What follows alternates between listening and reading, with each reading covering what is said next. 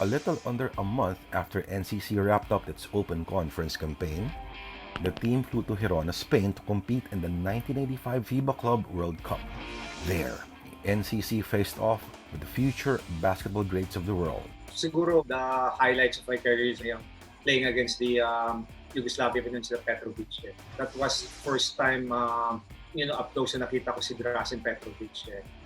In fact, ang joke nga namin doon na limit ko siya dahil average niya 30 points. Nag-shoot lang siya at 29 dahil wala pa siya at 20 minutes ng laro.